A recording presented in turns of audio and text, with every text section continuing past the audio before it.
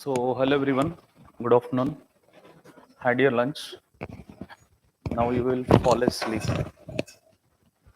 We have discussed paper 1, right? You have gone through the entire syllabus of paper 1. As I have said you to by heart the paper 1 syllabus. అది by heart చేయడం వల్ల ఏం జరుగుతుందంటే whenever we see any question in the exam, that particular key terminology reflects, and on that particular reflections we can easily connected to that, like A part of సిలబస్లో మనకి ఇది ఉంది అని చెప్పి ఈజీ కనెక్షన్ అనేది వచ్చేస్తుంది. So that's why I asked you to connect it to that particular component of the syllabus. Clear? Now, today in this particular lecture, we will be discussing about paper 2. Paper 2, that is Geography of India, is mere application of paper 1. When you understand paper 1, paper 2 is easy. Paper 2 is more factual in nature and it is more dynamic in nature. Paper 1లో questions guess చేసేయచ్చు. 4 థియరీలు ఉంటాయి. ఆ 4 థియరీల నుంచి ఏదో ఒక్క థియరీలో 100% question వచ్చేస్తుంది. But paper 2 is somewhat dynamic. చాలామందికి paper 2 easy అనిపించచ్చు syllabus చూసిన తర్వాత. But in fact paper 1 easy. దాంట్లోనే మనం క్వశ్చన్స్ ఈజీగా సాల్వ్ చేయగలుగుతాం. పేపర్ 2 ఎట్లా అడుగుతాడంటే, ఇప్పుడు ఇండస్ వాటర్ ట్రీటీ ఉంది. ఆపరేషన్ సింధూర్ తర్వాత ఇది కూడా ఆపరేషన్లోకి వచ్చింది. రీసెంట్గా మన వాళ్ళు రిజర్వాయర్స్ని సైజ్ని పెంచాలన్న డెసిషన్కి వచ్చినారు. సో రిజర్వాయర్ సైజ్ పెంచుతున్నందుకు దేర్ ఆర్ సమ్ ఇంప్లికేషన్స్. వాడు క్వశ్చన్ ఎట్లా అడుగుతాడంటే, Indus water treaty was a sign of mutual cooperation between India and Pakistan, but post operation Sindoor we have completely took back step on Indus Water Treaty. Discuss the consequences which we are going to have on the trade cooperation and territorial disputes. Itla aduguతారు question. Trade cooperation and territorial disputes మీద how we are going to have the consequences. Obviously trade మీద effect ఉంటుంది, no doubt. ఇప్పుడు మనం పాకిస్తాన్ ఏమన్నా అన్నాం అనుకోండి, it's friend China comes into picture. So China ఏదో ఒకటి అనే ఛాన్స్ ఉంటుంది. So in this way the trade cooperation comes into picture as well as territorial disputes will come into picture. దాని బేసిస్ మీద we have to construct the answer. So our answers should be in such a way that we have to link it with current examples in paper 2. Whatever are the current events which are happening. For example, if we are writing something, some answer in this first particular chapter, physical setting, Shipki La pass గురించి అడిగారు అనుకోండి, discuss the significance of Shipki La pass if the question would be in this particular way. So obviously Shipki La pass is very important geographically, so you are going to write it for sure. But what dimensions you are going to focus? Border security, strategic importance, trade related important. It was an ancient trade route. Satluj River enters into India, and recently government started border infrastructure development program, and they have started it around Shipkila Pass, so to have the access of that particular Shipkila Pass. So you are going to open up these many dimensions. Wherever the contemporary segment comes, you have to open that particular contemporary example dimension in paper 2. In paper 1, case studies or geographer's quotations or geographer way of thinking has to be mentioned. But in paper 2, current affairs are going to play a crucial role, where you have to cover and content edaithe current related undo, you have to cover with that particular component. So let's try to understand each and every syllabus line which has been mentioned in paper 2, so that you will be having the entire grip of geography optional syllabus which has been mentioned. Coming to the first component, what is the first chapter? What are the 10 chapters in paper 1? Geomorphology, climatology,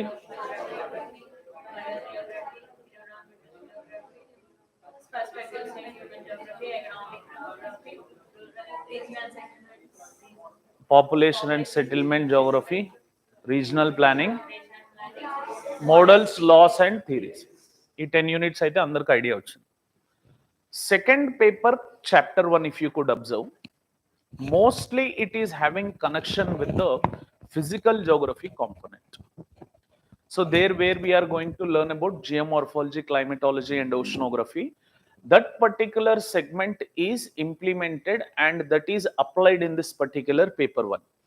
If you are understanding the geomorphology, climatology and oceanography very perfectly, chapter 1 is a cakewalk to you, because there you will understand about theories of mountain building formations, geosynclines, plate tectonics theory. So with that, what would happen is we would be understanding about the structure and relief and physiographic regions of India very effectively. If you see the first topic, the space relation of India with the neighboring countries. What is the space relation of India with neighboring countries? We have territorial disputes with our neighboring countries. We have Red Cliff Line with Pakistan, McMahon Line with China, but those particular lines have been redrawn. Red Cliff Line has been redrawn as LOC in Kashmir, LAC in Kashmir with China, line of control and line of actual control. Galvan Valley issues. We have some border disputes with Bangladesh. We have some border territorial disputes with Myanmar. Every country, some or the other, how we have some or the other relation. Where Nepal and Bhutan are such kind of entities where we maintain some good relations with them, where we have very least border disputes. And you might have heard about Doklam Plateau around Chumbi Valley, where China wanted to occupy the Doklam Plateau, but it is because of the India's interference and interest in Bhutan, the Chinese step back has resulted into effective uh, diplomacy in that particular entity. However, Bhutan is a natural ally of India, as everyone knows. China is a natural ally. Nepal is a natural ally, and the natural enemies, China and uh, Pakistan. Now they are willing to add Bangladesh also and give a color to Bangladesh as a second terrorist hub. ఈ మధ్య బాగా news లో viral అవుతుంది. Bangladesh is a second terrorist hub. Will Bangladesh become against the second Pakistan? The territorial disputes would become more higher. Bangladesh prime minister ఒక statement ఇచ్చింది, మీకు idea ఉండే ఉంటుంది, that we will enhance north eastern states into Bangladesh. तेरा खुद का country we have given, है ना, 1971 में we have given birth to you, है ना, तो बेटा बेटा होता है, बाप बाप होता है. So you can't counter, north east को टच भी नहीं कर पाएंगे. Are you getting this? So these kind of dialogues which when we are expecting from Bangladesh, obviously Bangladesh in a natural way it becomes friend of China, and whatever Bangladesh will ask now, China will provide it very effectively. మాకు మేము imports చేసుకున్నా కూడా మా దగ్గర డబ్బులు లేవు కట్టడానికన్నా, ఆ తర్వాత చూసుకుందాం ఏముంది అన్న సెగ్మెంట్లో ఉంటుంది. And China's idiotic pearls of string policy అన్నది మీరు ఐఆర్లో చదువుంటారు. So where they develop the port areas in Sri Lanka, Bangladesh and Pakistan to counter India when war like situation arises. ఇది ఐడియా ఉంది కదా. ఇండియా ఏం చేసింది దానికి కౌంటరాక్ట్గా? necklace of diamonds. By maintaining good relations with those countries with our bordering China, north lo Russia తో మంచి relation, north east లో Japan తో మంచి రిలేషన్, సౌత్ ఈస్ట్ లో సౌత్ ఈస్ట్ ఏషియా తోని మంచి రిలేషన్, మిడిల్ ఈస్ట్ తోని మంచి రిలేషన్స్, ఇరాన్ తోని, ఇజ్రాయెల్ తోని, సౌదీ తోని ట్రేడ్ రిలేటివ్ కాంపోనెంట్లు India maintain very good relationships. India has a strategic component to counter China very perfectly. కానీ చైనాతోని మనం ఎక్కువ డిస్ప్యూట్స్ పెట్టుకోవడం వల్ల నష్టం ఇండియా సైడే ఎక్కువ ఉంటుంది. బికాజ్ మనం naturally we are relied upon various segments on China. ఎక్స్క్లూజివ్గా రీసెంట్గా ఒక ఆర్టికల్ వచ్చింది, India China dialogue on rare earth elements. నేను ఒక వీడియో కూడా తీస్తున్న దాంట్లో 91% of the rare earth element production happens in China. What if there is a war between India and China? Obviously rare earth elements ఇండియాకి రావు. రానప్పుడు ఏం జరుగుతుంది, మనకి ఏదైతే స్ట్రాటజికల్ గా క్రిటికల్ మినరల్స్ అనుకున్న రేర్ ఎర్త్ ఎలిమెంట్స్ ఉన్నాయో, make in India programme and మనం ఆ సర్ప్లస్ లో పడిపోయి again we think to rely upon western nations for these particular rare earth elements or finished products as such. So మనం ఎప్పుడు ఆలోచించినా aggressive గా మాట్లాడడం వెరీ ఈజీ. ఆ చైనా ఎంత మన ముందు, after all see these kind of things are spoken by layman language, but we as a geographers, we have to think all the benefits and all dimensions. So when you understand the space relationships between India and the neighboring countries exclusively, then only you will understand and appreciate international relations. See, ఇండియాకి UNSC permanent membership అని ఎప్పటి నుంచో జరుగుతుంది sir. అది China is stopping it అని అందరికి తెలుసు. యుఎన్ఎస్సిలో ఒకటే క్వశ్చన్, మీ నైబరింగ్ కంట్రీస్తోనే మీరు సరిగ్గా లేరు, you are not good with your neighbouring countries itself, what you will be acting if we are going to give a position of permanent membership, how you shall be proclaiming the peace across the world? So this is the question every time China or those countries which China is backing would be speaking up. Neighboring countries issues first you solve, then we will think about UNSA permanent membership. Unless and until you understand the space relationship between India and the neighboring countries, you are not going to appreciate the international relations component either, or internal security disputes which we have. Manipur issue, left wing extremism also has the space relation connections. See, illegal migration of Bangladeshis into West Bengal is also one of the threat to the internal security of India. The Manipur issue, the Kukis and Metis tribes issues which you are on and often observing in the newspaper, they are a threat to the internal security system. These also do have the space connections with the neighboring countries. When you understand this neighboring country space relation, you can appreciate the geography, you can appreciate the international relations, you can appreciate the internal security process also, and how better we can do the border management also is one component. అంటే ఆ dimensions అర్థం కావాలంటే space relations have to be understood very perfectly. So what is LFC, what is LAC, what is the dispute, what is India's stand, what is ceasefire violation, why Pakistan is doing so, you know, Operation Sindoor అయితే మొత్తం follow అయిపోయినారు. So it has become a best thing, like you started your preparation, Operation Sindoor has come, at least you know, now will understand what is the role of Pakistan.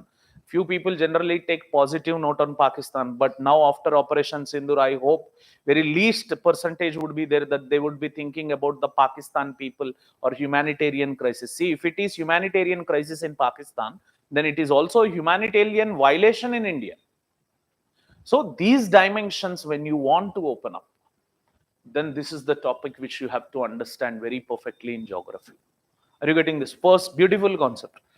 As it is very lively also. మనకి న్యాచురల్గా తెలిసిపోతుంది కదా. హిమాలయాస్లో ఇప్పుడే Shipki La video చేసేసి వచ్చిన sir, just no, అందుకే delay అయింది ఒక 5 minutes. షిప్కిలా ఈరోజు న్యూస్లో ఉంది, ఇండియన్ ఎక్స్ప్రెస్లో. So I have made A Shipki La based video, evening 5:30 అట్లా రిలీజ్ అవుతుంది ఆ లాంగ్ వీడియో. సో దాంట్లో I was speaking about the mains dimension. నేను ఇప్పుడు బార్డర్ సెక్యూరిటీ ఇష్యూస్ ఏవైతే చెప్పినో ఆ డైమెన్షన్స్ గురించి I was literally speaking how we have to do, how we have to manage, how we have to open up the answer and all. So this first concept is very interesting. Coming to second, structure and relief. India lo, if you see the structure, as you know, Indian plate tectonics lo chaduvutam sir manam. Indian plate was part of Gondwana land. Later on, this particular Indian landmass started shifting northwards. Indian structure is in combination of Singhu Bhumi, Dharwad plain, as well as Aravali Bhumi. So we have different structures and different reliefs associated. So what are the rocks which we find? Gondwana rocks, Kadapa rock system, Dharwad rock system. ఆ particular rock systems అన్ని కూడా structure and రిలీఫ్లో చదువుతాం. Drainage system which is most important, and watersheds which are important. Drainage సిస్టంలో జనరల్గా జిఎస్లో చదివేటప్పుడు facts చదువుతాం sir. What are the tributaries of Ganga, what are the right bank tributaries, left bank tributaries, arrange the following tributaries from west to east, east to west, itla chaduvutam.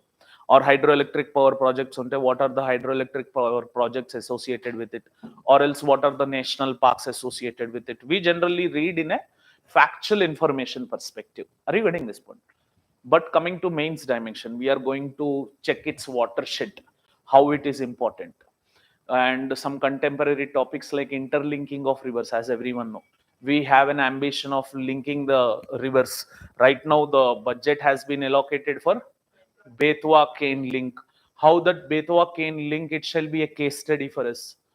Either environmental degradation aina case study aiti, దాంతో positivity అయినా case study అయింది, anything దాని నుంచి ఏ case study అయినా తీసుకోవచ్చు. Ganga రివర్ని southern రివర్స్తోని mark చేయడానికి మనకు ఒక ఇంటర్లింకింగ్ ఆఫ్ రివర్స్ కన్సిడరేషన్ ఉంది. దీంట్లో ఇంకా కొన్ని డైనమిక్స్ ఉంటాయి సార్ మన డ్రైనేజ్ సిస్టమ్స్లో. Indus river, Ganga river, Brahmaputra river. Compare and contrast Himalayan rivers with peninsula river system.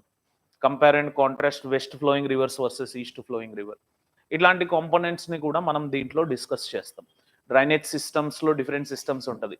Antecedent drainage system, consequent, resequent, subsequent river systems.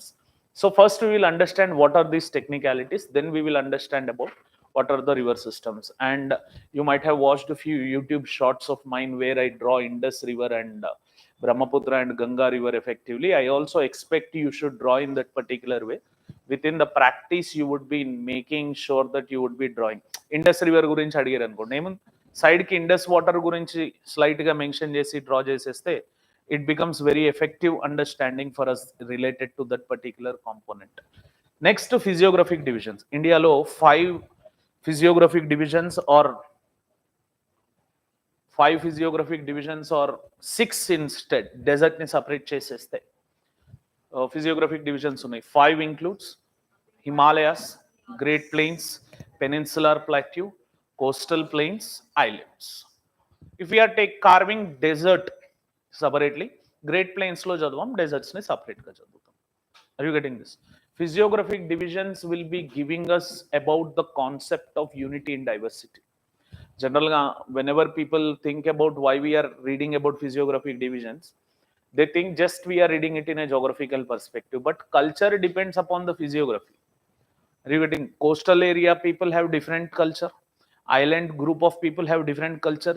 Hilly region people have different culture. So we are going to mix every component into that particular physiographic divisions, because the physiographic divisions determine the culture, climate, economy, polity, society even. Are you getting this? So physiographic divisions, it is important for GS as well as optional perspective. And next comes the beautiful concept called as mechanism of Indian monsoons. This time monsoon has arrived early. Gunshot question in GS paper 1 or in optional. What, how, where, when, in which dimension, we don't know.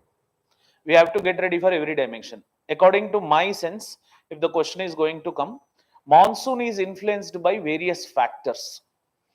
Like there are factors like shifting of ITCZ, heating up of Tibetan plateau and Somali jet stream, tropical easterly jet stream, El Nino, La Nina impacts would be there.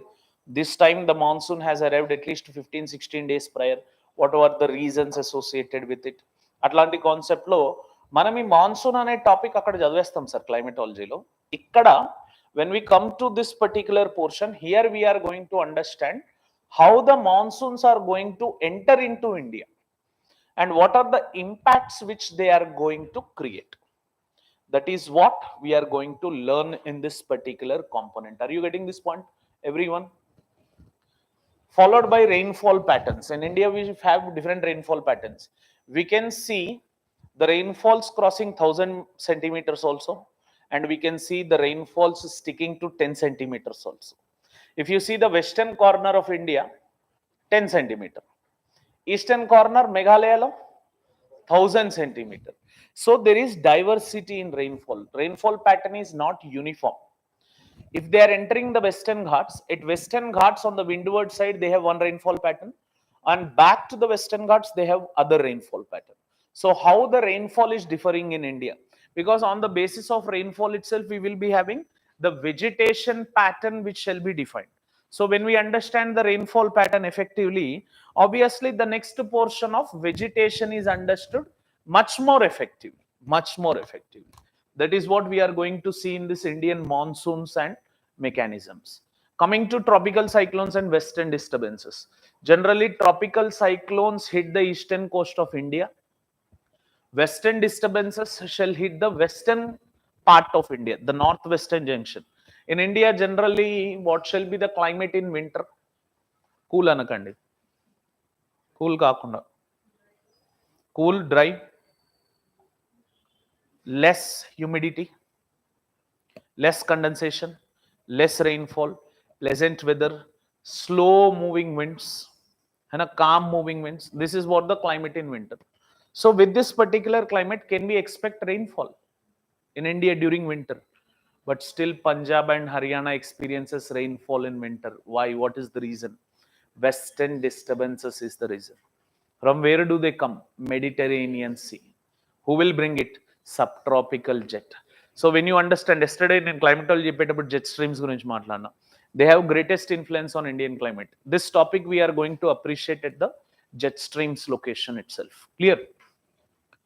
Floods and droughts, the most common phenomena, which are generally associated with the disaster management component, but we shall be seeing in physiography as well as in the disaster management component. What are the natural causes of floods? Disaster management ko వచ్చేసరికి ఏం చదువుతాం? Floods ని ఎలా tackle చేయాలి? Flood లో రకరకాలు ఉంటాయి sir, దాని సిలబస్ ని డిఫైన్ చేయలేదు. ఫ్లడ్ లో we have flash floods, urban flooding, coastal flooding, riverine flooding, ఇట్లా we have different types of floods. If you see in Hyderabad, we have urban floods. In cities, we have urban floods. If you see in Himalayan regions, we have flash floods. If you see the coastal cities, we have coastal flooding. Are you getting this?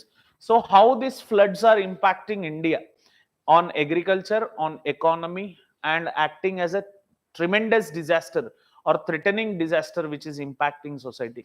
Unna anni disasters lo, it is floods and droughts which are going to hit the human community very worstly. So whenever you become district collector of any district in India, either you will handle flood or drought. రెండిట్లో ఏదో ఒకటి handle చేస్తారు పక్క. ఒకవేళ ఈ రెండు లేవంటే పక్క ల్యాండ్ స్లైడ్ ఎక్కువ ఉంటుంది. Sure, some are the other disaster you are going to handle it for sure. So in that way we are going to see about floods and droughts. Floods వల్ల పాజిటివ్స్ కూడా ఉంటాయి. We have positives, we have negatives. Droughts వల్ల positives negatives ఉంటాయి. దాన్ని మనం చూడబోతున్నాం. NDMA కొన్ని guide lines ఇచ్చింది. నేను చెప్పా కదా, ఎప్పుడు మనం డిజాస్టర్ చదివినా we have to see it in NDMA perspective. NDMA has prerequisitely given some directions. We are going to understand those directions and apply it wherever it is necessary as such. Moving further, climatic regions. Trevertas classification చెప్పినప్పుడే Indian climatic regions చెప్పేస్తా sir. అక్కడ సపరేట్గా ఇక్కడ climatic regions నేను చెప్పా కదా, climatic regions of Koppen, Trewartha, Thornthwaite are important అని. అక్కడ వాళ్ళు ఇండియాకు ఒకటి ఇచ్చుంటారు, వరల్డ్ క్లైమేట్ ఒకటి ఇచ్చినప్పుడు ఇండియాకు ఒకటి ఇచ్చుంటారు. akkade I would be dealing that climatic region so that world and India application happens effectively there. Moving further, natural vegetation. Vegetation depends upon climate and topography and soil factor. Maximum climate lo kuda rainfall temperature. ఎక్కువ rainfall ఉంటే evergreen forestry, తక్కువ rainfall ఉంటే thorn forestry, అటు ఇటు కాకుండా ఉంటే deciduous forestry. Simple. దాంట్లో మనం పెద్ద కాంప్లికేట్ చేయాల్సిన అవసరం ఏం లేదు. ఇండియాలో టోటల్గా 5 బ్రాడ్ టైప్స్ ఆఫ్ వెజిటేషన్స్ ఉన్నాయి. Tropical moist forestries, tropical dry forestries, sub tropical mountain forestries, temperate mountain forestries, alpine forestries. ఈ ఒక్కొక్క ఫారెస్ట్రీ టైప్లో మళ్ళీ సబ్ డివిజన్స్ ఉంటాయి. We are going to learn those sub divisions also in the natural vegetation component. Soil types and distribution నేను చెప్పే కదా, అక్కడ మనం బయోజియోగ్రఫీలో ఏం చదువుతాం sir? Genesis of the soil, soil profile, factors influencing the soil. హేనా? ఇక్కడ ఏం చదువుతాం? ఏ సాయిల్ ఎక్కడుంది, where is alluvial soil, where is black soil, where is red soil, and on basis of those soils what are the crops which are growing in that particular region. This is what we are going to understand here. Simply application అని చెప్పినా కదా, అక్కడ మీరు first 4 chapters if you are good, first chapter is automatically covered in it. Just ఇక్కడ మనం facts and analytical view perspective మాత్రమే focus చేయాల్సి ఉంటుంది. Are you getting this point everyone? Coming to second segment, resources. Economic geography start అవుతుంది ఇక్కడ నుంచి. Which chapter is economic geography? What is the sequel number? Part B lo second one, overall ga 7th one in the paper 1. There whenever we were reading economic geography, it had only few limited terms. Kani ikkada they have given elaborate. As I have said, if we are reading economic geography, the beauty of part B of paper 1 is, let me read economic geography, population and settlement geography or regional geography. World the light తీసుకోవచ్చు మనం as it is, because whatever the case study which we are going to write, the case study will be from India for sure. The questions in economic geography or paper 1 are also Indian biased. Question is Indian biased, answer expected is Indian biased. So if you see resources, this is somewhat factual in nature, more factual. Land resources, ఎంత land ఉంది, ఎంత agricultural land ఉంది, ఎంతమంది urban పాపులేషన్లో ఉన్నారు, ఎంత rural land ఉంది, ఎంత water resources ఉన్నాయి, ఇవన్నీ కూడా ఈ రిసోర్సెస్లో నేర్చుకుంటాం. Land, surface and ground water resources. Energy resources అంటే తెలుసు కదా sir, coal, petroleum, natural gas, ఇవన్నీ కూడా ఎనర్జీ రిసోర్సెస్లోకి వస్తాయి. Wind energy, non renewable and renewable energy resources ఉంటాయి, అవి కూడా ఇక్కడ మిక్స్ చేయబోతున్నాం.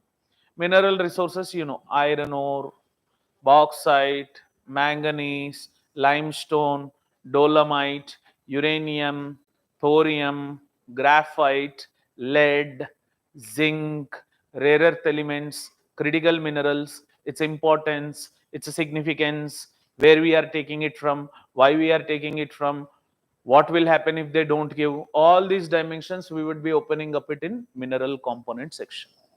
Biotic and marine resources. If you read the environmental geography, you will understand biotic and marine resources which we have. Forest and wildlife, ఇది కూడా environment తోనే associate అయి ఉన్న చాప్టరే సార్. ఎనర్జీ క్రైసిస్ అక్కడ కూడా వచ్చింది సార్ నిన్న. ఎనర్జీ క్రైసిస్, ఇక్కడ ఎనర్జీ క్రైసిస్ ఇచ్చినా అదే క్వశ్చన్, అక్కడ ఎనర్జీ క్రైసిస్ ఇచ్చినా ఒకటే question. I hope it was in 2016 sir. Paper 1 లో ఎనర్జీ క్రైసిస్ క్వశ్చన్ వచ్చింది, పేపర్ 2 లో ఎనర్జీ క్రైసిస్ క్వశ్చన్ వచ్చింది. Question change, keyword same, question same, almost question adjection, conjection అటు మార్చి ఇచ్చిండు, కానీ కీవర్డ్ అయితే same. So resources are very well, they have to be understood. Why? Because in the present context, if you see the global geopolitics, they are associated with the economic driven pattern. So if you are supposed to understand, ఇప్పుడు Ukraine కి America help చేస్తాను ఏంది, ceasefire కి. Why? Because they have given a biscuit to them of mineral deal. Russia, why it is poking Ukraine on and often? Due to that ethnic nature? No, because of economic component. Russia's natural gas passes through that particular zone, so it want to command this Ukraine so that they will have a space vacuum to move. This is what Russia is expecting. So to understand the geopolitics, resources play a crucial role. However, resources has to be read for geography. And if you see the UPSC question pattern which have been observed in the recent past, that particular question pattern is in such a way, నేను GS గురించి మాట్లాడుతున్నాను. Economic geography was most dull concept. Facts ఉంటాయి కాబట్టి జనాలు ఏం చేసేవాళ్ళు అంటే they use to neglect this particular component. But since 2021 UPSC started asking questions on economic geography component. So economic geography lo most important part is resources. When you understand the resources, then only you will understand the rest components. See, when you don't know where the soil is, when you don't know where the water resource is, how do you understand about what crop is grown in a region? Are you getting this point? Resources have to be read first so that we understand the rest economic geography without fear. Third chapter in sir, agriculture. దాంట్లో different components ఉన్నాయి sir అగ్రికల్చర్లో. If you could check that, agriculture is in required with infrastructure, right? We need inputs. If there are no inputs, we won't have any kind of agriculture as such. ఇన్పుట్స్లో ఏమేమి వస్తాయి sir అంటే, first requirement is water. Either rain has to come to give water or the irrigation has to be present. Punjab region ఉంది sir, పంజాబ్లో భారీ వర్షాలు పడతాయా? ఎప్పుడన్నా నిన్నరా? Do we have heavy rainfalls in Punjab ever? But Punjab is అన్నదాత. Why? Because Jhelum, Chenab, Ravi, Beas, Sutlej, పంజనాద్ है ना, irrigation taken from that region. Are you getting my point? Either rain has to come or the irrigation has to be present. Interlinking of rivers concept lo, the main ambition is to provide, there are many ambitions in it, but the most prior ambition is to provide irrigational facilities to the farmers for doing agriculture. And we have a scheme associated with it to provide irrigation facilities. What is it? Pradhan Mantri కృషి సించాయ్ యోజన. తెలంగాణలో అయితే machine Kakatiya. ఆంధ్రప్రదేశ్లో అట్లాంటివి అవసరం లేదు, ఎందుకంటే it falls under the very greenery belt and water are available as such. Are you getting my point? So irrigation చదువుతున్నామంటే we have to also see what government is putting the efforts, how we can connect with Pradhan Mantri Krishi Sinchayee Yojana. See, for interlinking of rivers, we can open many dimensions. The positives of consequences of ambition which they have. First ambition to provide irrigation. Second ambition, flood management. Third ambition, drought management. Fourth, providing drinking water facility. Fifth, development of inland navigation system. Sixth, development of biodiversity. Itla, there are many ambitions. In that, one cross-checker ambition is irrigation. Irrigation tarvata em kavalsi vastadi sir? High quality seeds, high yielding variety సీడ్సా, organic సీడ్సా? High yielding variety seeds వల్ల soil fertility తగ్గుతుంది. Organic seeds వచ్చినాయి. So organic seeds as an important component also we are going to discuss what are the different seeds which we have, that we would be discussing. And fertilizer, high yielding varieties use చేస్తున్నామంటే for good productivity మరి fertilizer కావాలి కదా, potassium కావాలన్నా, హేనా, nitrogen కావాలన్నా, లేకపోతే sodium element కావాలన్నా, phosphorus కావాలన్నా. So we have different fertilizers. ఇప్పుడు కాన్సెప్ట్ వచ్చింది vermi compost, bio compost, you know, and we have a concept called as bio fertiliser.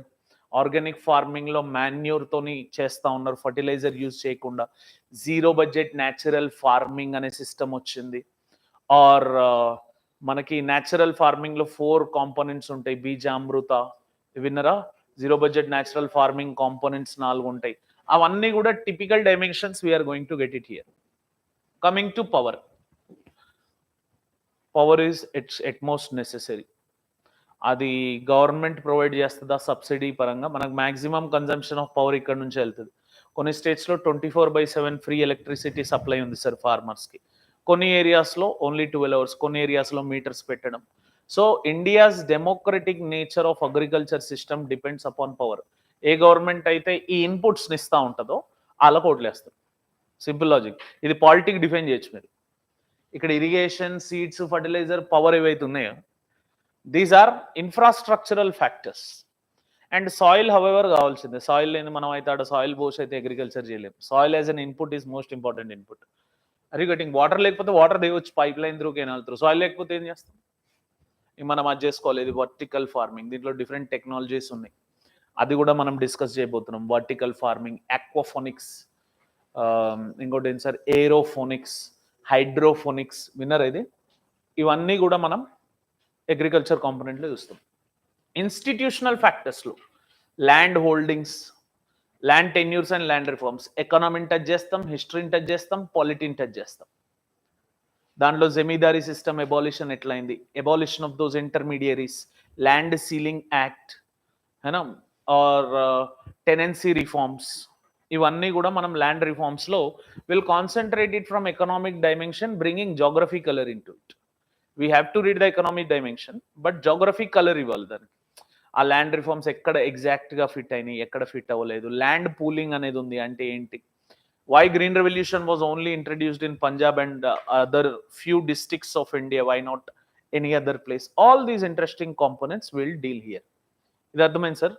And most technical agriculture lo cropping pattern, agriculture productivity, cropping system untadi sir. Crop combination and cropping system. దీనిలో cropping system అంటే ఒక cropping pattern through the livestock which is available over there. దాని మొత్తం procedure follow అయ్యేదాన్ని cropping system అంటాం. Cropping ప్యాటర్న్లో ఒక్కొక్కడికి ఒక్కొక్క మెథడ్ ఉంటుంది. స్ట్రిప్ ఫార్మింగ్ అంటాడు, హేనా, లేకపోతే మిక్స్డ్ ఫార్మింగ్ అంటాడు. ఇవి రకరకాలు ఉన్నాయి. ఒకడు మోనోక్రాపింగ్ అంటాడు, ఇంకోడు రిలే క్రాపింగ్ అంటాడు.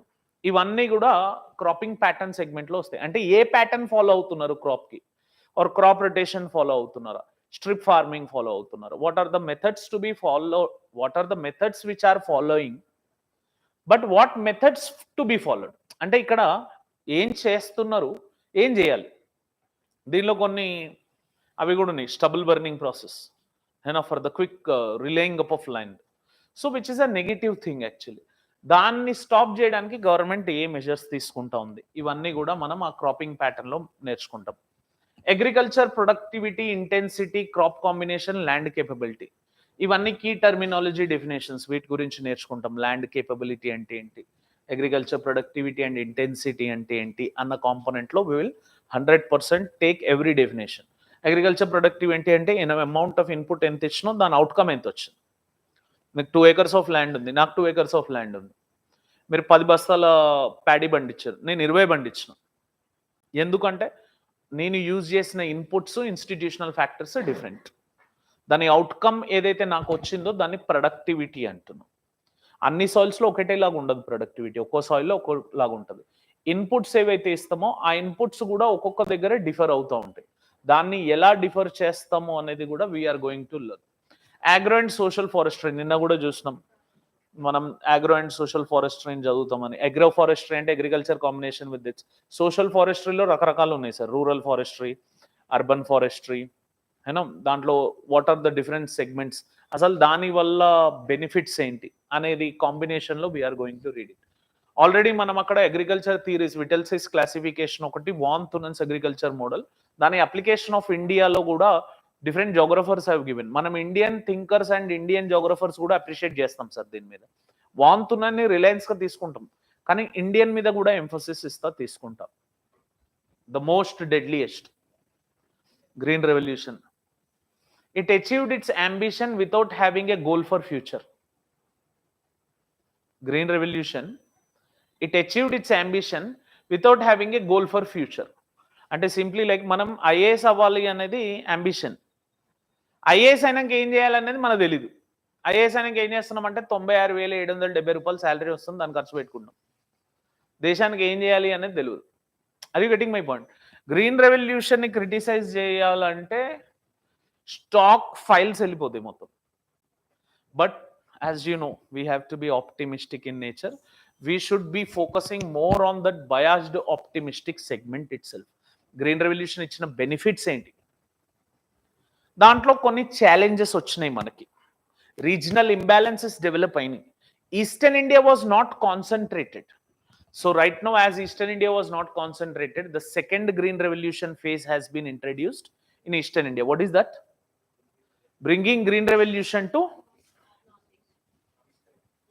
Burj Khalifa mein కింద వస్తా, నార్త్ ఈస్ట్ అంటే ఈస్టర్న్ ఇండియా. గ్రీన్ రెవల్యూషన్ వల్ల socio economic and ecological implications are high. Farmers of Punjab are committing suicide due to this green revolution. Green revolution, farmer suicides in Punjab are combination of green revolution and faulty agricultural practices. Examine the statement. When the green revolution was introduced, as high yielding varieties, fertilizers, irrigation was there, they started using the land excessively to get optimum productivity. That's why farmers of Punjab, if you look at them, they are very rich. They go to farm fields in Jaguar, Rolls-Royce car. But the impact of soil degradation did not hit those farmers who had 100 acres. It has impacted those farmers who had 1 acre, half acre of land. Marginal farmers with impact. Hence, farmers are committing suicide. In the land which we call as Annadata, if farmers are committing suicide, then obviously it is a socio-economic implication. Are you getting this point? Green revolution, rather than benefits given, it has created in a loosening of sustainable way. As green revolution implications have hit India very worstly, now there is a new concept called as sustainable agriculture, which we are going to involve over here along the green revolution. ఇంకా ఏం చేయొచ్చు మనం అనే segment ని తీసుకొని వచ్చి sustainable farming and sustainable agriculture, vertical farming, organic farming అనే components ని మనం ఇక్కడ చదవబోతున్నాం సార్. సపరేట్ గా ఇక్కడ మనకి ఆర్గానిక్ ఫార్మింగ్ అని ఇట్లాంటివి ఏవి ఇవ్వలేదు సార్, కానీ మనం చదువుతాం దాన్ని. Are you getting this point? What is the next one? Significance of dryland farming. Significance of dryland farming, whereby in India we have only two types of land. One is either wetland, other is dryland. What is wetland and dryland? Very simple notation, sir. 75 centimeter rainfall కన్నా ఎక్కువ ఏ land లో పడుతుందో wetland. Less than 75 centimeters wherever we have, it is called as dryland. It is called as dryland. So significance of dryland farming. In India like country, if we are only going to do agriculture in wetland, then ఇంకా మనం 3 పూటలు అన్నం తిన్నట్టే. Dryland farming should be focused. That should become priority in those areas where we have rainfall. Most of the Indian regions have rainfall less than 75 centimeter. If you see where the way plant where you are sitting, the Telangana, it has less than 75 centimeters of rainfall. Naturally, the annual rainfall would be 90 centimeter, but original usage would be less than this. If you go into deeper Rajasthan, Gujarat, Madhya Pradesh belt, 75 centimeters of rainfall is not there in every region. So along that region in India, dryland farming is very important. Dryland farming is important to have food security to India. If dryland farming is not there, bhukhe mar jayenge aap starvation se. So that is the entity of dryland farming. That's why he has given it separate. మీకు separate ఇచ్చిందంటే దాని మీద special focus ఇవ్వమనే అర్థం. Cropping ప్యాటర్న్లు ఇచ్చేయచ్చు కదా dryland farming. So we are going to see what is dryland farming, what is its significance and implications, which we are going to calculate as such. Are you getting this point, everyone? Next answer, livestock and resources and white revolution. Green revolution through ఏం జరిగింది sir అంటే white revolution పుట్టింది. It is one of the outcomes of green revolution. Because, but interestingly, green revolution did not succeed or reach its goal, which white revolution succeeded. Can you say what is the reason why white revolution succeeded? Any one reason, if you could state? Very good. Who said this answer? Cooperative societies. In that particular region, white revolution had maintained the cooperative societies.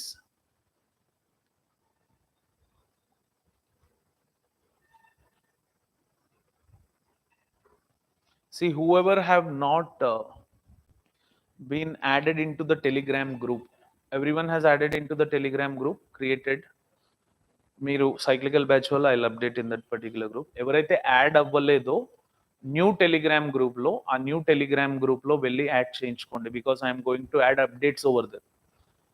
I can't share each and every individual, right? Updates ప్రతి ఒక్కరికి వాట్సాప్లో hi hello ఇది update ఈరోజు check చేసుకోండి అని చదవలేను. I'll be active in that group, forwarding you all the relevant content associated with the particular geography option.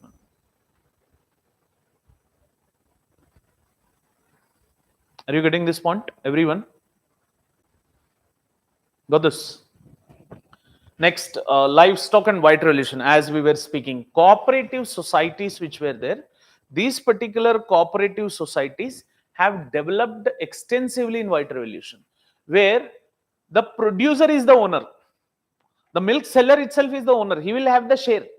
See, total amount of milk is collected at village level, mandal level, block level, then it reaches the district level headquarter, then the processing will happen. The amount whichever would be coming, that would be dispersed as a profit oriented basis. So cooperative societies have made white revolution to click into India. It was Varghese Kuren. For green revolution, it was MS Swaminathan. Original green revolution father is Norman Borlaug. So where MS Swaminathan, who asked Norman Borlaug to visit India and check the conditions of self-sufficiency. Green Revolution అందరూ ఇదే చదువుతారు కానీ నేను history green revolution కూడా చెప్తా sir. ఎట్లా అంటే it was actually Britishers, because of which we opted this green revolution, because Britishers idiotic land revenue systems, the జమీదారీ system, వాడికి చేత కాదు. చేత కాకపోతే వాడు పన్ను వసూలు చేయలేడు, ట్యాక్స్ వసూలు చేయలేక ఏం చేసిండు, ఇంటర్మీడియరీస్ ఎస్టాబ్లిష్ చేసిండు, జమీదార్ system. Britishers have said Zemidars that you do whatever you want, pay me 100 rupees. What Zemidar did? వాడు ఇచ్చిన ఇవ్వకపోయినా మనం ఇవ్వాలి కాబట్టి ఫార్మర్ దగ్గర 200 వసూలు చేసిండు. Again, Zemidars appointed sub-Zemidars, sub-Zemidars appointed sub-Zemidars. In this way, the revenue system of model was built. Finally, coming to the conclusion, whatever we are producing, we are giving it into the hands of the Britishers. Then why the hell I'll do agriculture? People started shifting from agriculture to rest of the sectors. Agriculture declined in India. Coming to independence, when Britishers entered into India, India's agriculture ratio was 99.9. When Britishers were leaving India, it was 70%. So only 70. It got reduced by 30%. And obviously, when the agriculture is reduced, what will happen to the production? It is reduced. When production is reduced, what would happen to the consumption? It is reduced. Hence, we started relying upon other countries for imports of food grains. India is called as agrarian economy. We are importing food grains. This has hurt the ego of India, and then we have immediately implemented green revolution without checking its impact. There was no structured hierarchy. But the lessons which we have learned from the green revolution, our lessons ni challenges, rather the challenges which we faced during the green revolution, those challenges were not repeated in white revolution. So they initially, from the initial format of white revolution itself, they have took equalization of balance. Despite white revolution has started in Anand district of Gujarat, where Anand Milk Union Limited, Amul, was started. But that white revolution has consequently spread in a phase manner under the name of Operation Flood. Phase మేనర్లో different cooperative societies establish అయినాయి sir. White revolution click అయినంత green revolution click కాలేదు. ఇదే question రావచ్చు. The same question might appear in paper. White revolutions in the Indian primary economic system, the achievements which white revolution has come across, those achievements were not tasted by green revolution. Discuss the reasons associated with that particular phenomena. Are you getting this point? So in that particular consideration, white revolution is one particular component which we are going to discuss. We also have some other revolutions. అక్కడ aquaculture అని ఇచ్చారు కానీ దాని revolution ఇలే, blue revolution, which is third important thing in India, because fish and shrimp cultivation, shrimp actually doesn't fall under the blue revolution, it falls under the pink revolution as such, along with the onion revolution. So how fisheries are very important for India, how it can act as a source of meat or source of food or source of livelihood for those people who are catching the fish along the coastal regions. As I say, culture is determined by geography. Caste still will not define either we will eat fish or not. It is geography which will define either we will eat fish or not. If you go into the coastal regions of Kerala and West Bengal, even Brahmins consume fish because geographically it is available. West Bengal lo pandey den sir, chai, jute, paddy, fish. ఈ నాలుగే ఉన్నాయి sources. Jute తినలేరు, coffee రెగ్యులర్గా తాగలేరు. So what is the left out? Machi mila or chawal mila. Machi chawal is the famous dish which you go into West Bengal. Are you getting this point? So even Brahmins consume it. Kerala lo we have that particular essence. Clear? Sericulture. What is sericulture? Silkworm. Silkworm. In India, silk industry is very famous. Kanchipuram silks. From where did it came? Devangas of Vijay Nagar Empire descendants, hereditary, they have established their descendancy over that particular region where silk industries at Kanchipuram. Banaras sarees are very famous, which are blend of the silk sent from Mysore and gold zari thread from Gujarat. They blend that particular two, resulting into that delicious outcome of a saree.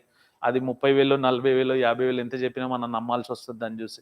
The intrication of artistic work which have been developed.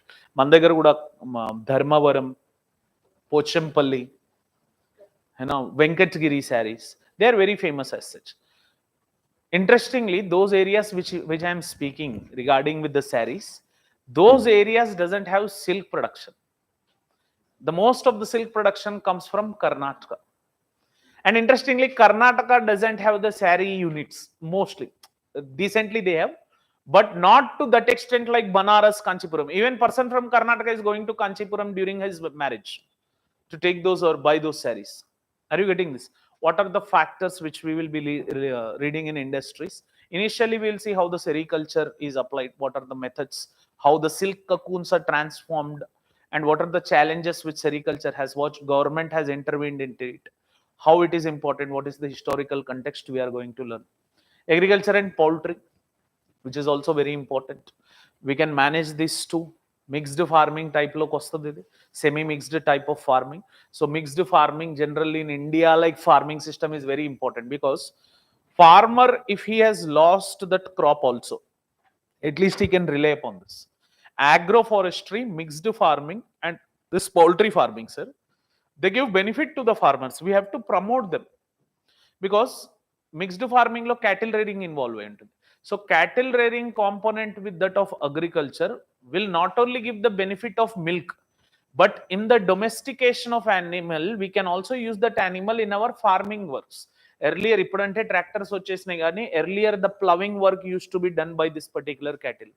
Every household who used to have the agricultural land, they used to maintain the cattle. Mixed farming is a salient feature of Indian agriculture, which is slowly now, as the tractors involvement has come, they stopped using that particular cattle and they have started selling that cattle to someone else. That's why dairy farming in a regular household, ఊర్లలో అప్పుడు వెళ్తే ఎలా ఉండేది sir, ఎవడి ఇంట్లో వాడికి buffalo ఉండేది, ఎవడి పాలాలు తీసుకునే వాళ్ళు తాగేవాళ్ళు, ఇది సిస్టమేటిక్ ఉండేది. కానీ ఇప్పుడు అట్లా లేదు. So how mixed farming again can be regained into India, if not mixed farming, at least this agriculture and poultry, how it can be made as a correlation, that we are going to see. Agriculture regionalization, agroclimatic zones given by planning commission and agroecological zones. Agriculture elanti situations lo elanti agriculture cheyali, agroclimatic akkadunna climate prakaranga how we have to do agriculture, and what are the ecological significances we are going to see. Itla here we are also going to touch up the government schemes of agriculture. నేను మీకు assignment ఇవ్వడం జరుగుతుంది ఇక్కడ, agriculture మీద ఉన్న schemes and policies you have to list out and come. We will try to attach each one such kind of policy to this. Pradhan Mantri Krishi Sinchayee Yojana, Paramparagat Krishi Vikas Yojana, PM Kisan, ఒక్కొక్క దానికి ఒక్కొక్కటి స్కీమ్ ఉంది మనకి. So we are going to match and enhance this particular segment with current government policies. Very interesting, sir. We are deep-heartedly, we are closely attached with agriculture, either by roots and days or birth. We are attached with agriculture, so this has to be the most favorite component for us in paper 2. Paper 4, evolution of industries and locational factors of cotton, jute, textile, iron and steel, aluminum, fertilizer, paper, chemical, pharmaceutical, automobile, cottage and agro-based industries. జిఎస్లో only కొన్నే చదువుతారు sir, ఇక్కడ అన్ని చదువుతాం. దీంట్లో ఇంకా కొన్ని ఉన్నాయి, sunrise industries, pharmaceutical industries, IT industries, which are not mentioned, it intrinsically mention లేవు, but we have to read. వాడు మనం అడిగిన అనుకోండి, why IT industries are present only in Hyderabad and Bangalore, we should have an answer, right? So no, pharmaceutical industries, why they are present in this particular region only, we should have an answer in it. But specifically IT industries mention చేయలేదు చూడండి ఇక్కడ. But we are going to read. We are going to read aerospace industry, which is not mentioned here. Sunrise industry, not mentioned here. But still we are going to see it. Locational factors, as you know, industry పెట్టాలంటే common generalization, sir. Raw material availability, transportation as a factor, power, cheap skilled labor, water, government policies, transportation, law and order, climate, power, ఈ factors కదా. మనం ఎప్పుడన్నా మనమే industry పెట్టాలనుకున్నాం, ఈ factors చూస్తాం కదా, yes or no. So దాంట్లో market as a factor.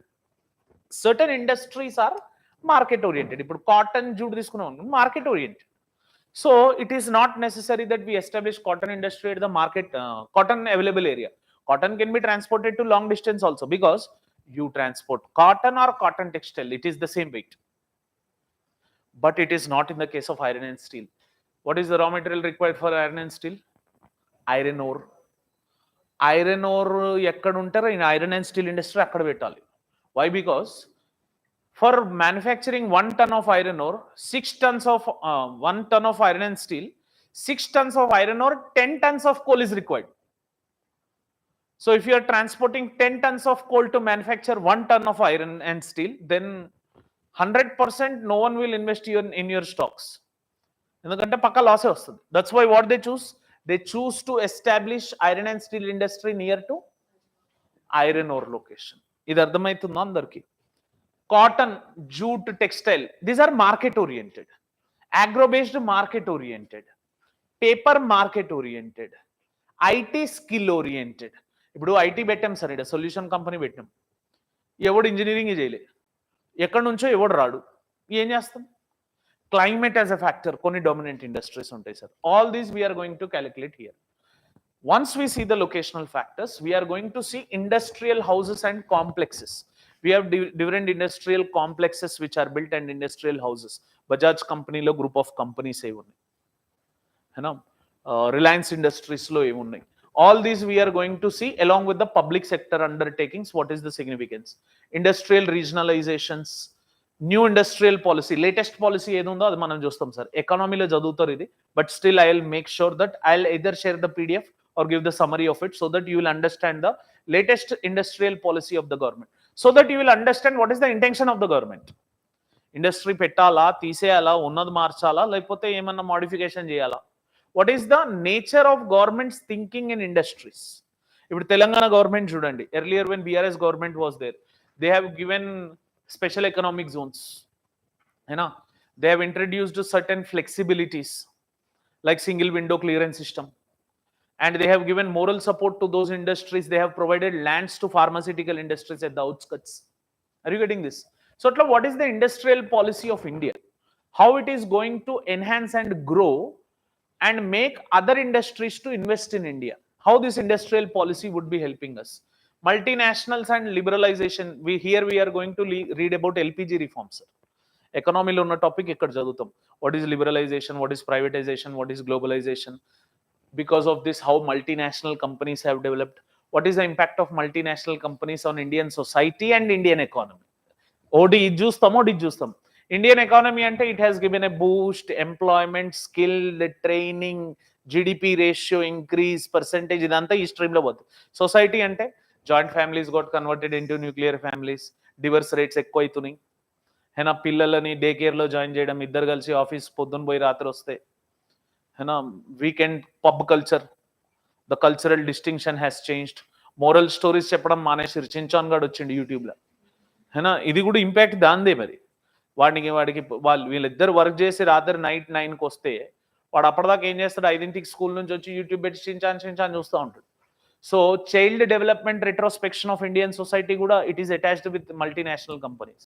Everything whatever we're relying upon multinational companies as such. What is its impact on Indian society, culture wise and economy wise? We are going to consider both these things. Special economic zones, as I have said, there are some special economic zones where tax exemptions would be there, where industries can approach directly and place their industry without much stringent punishments, ఎక్కువ punishments and permissions.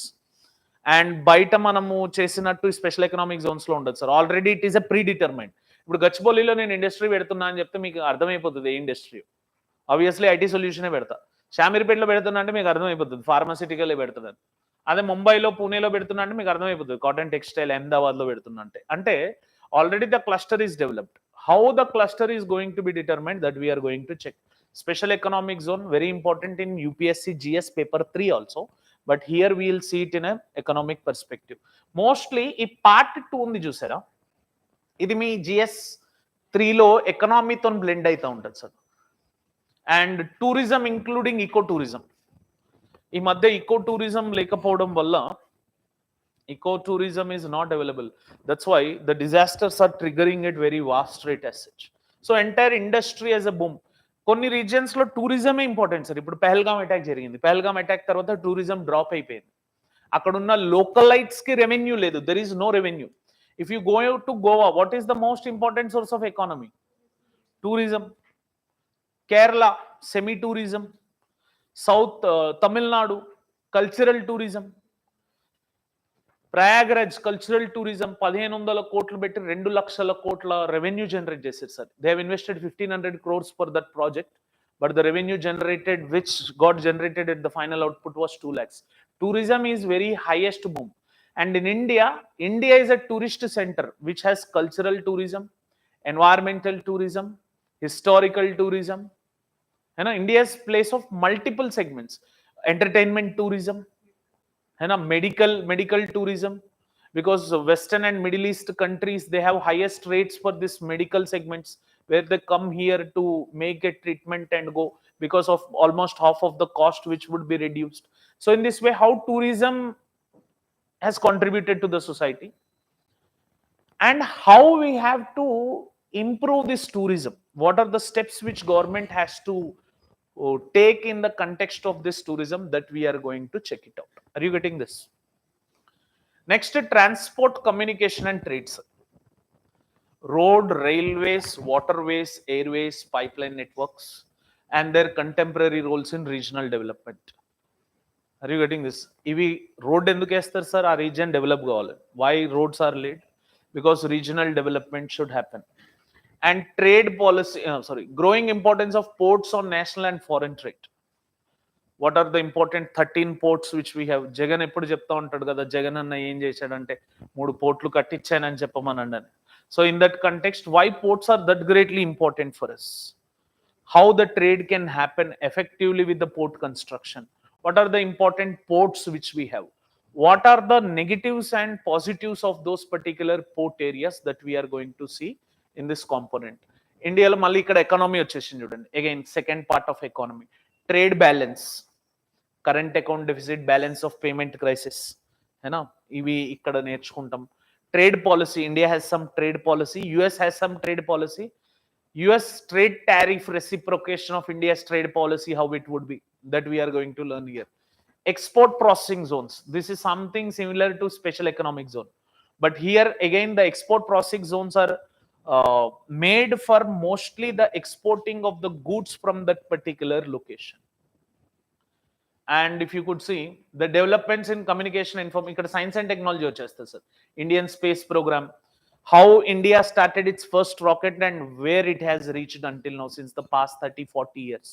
We are going to check the entire design. Science and technology meeku idea unduntadi, but I'll discuss those particular components and achievements which India had took in the space sciences.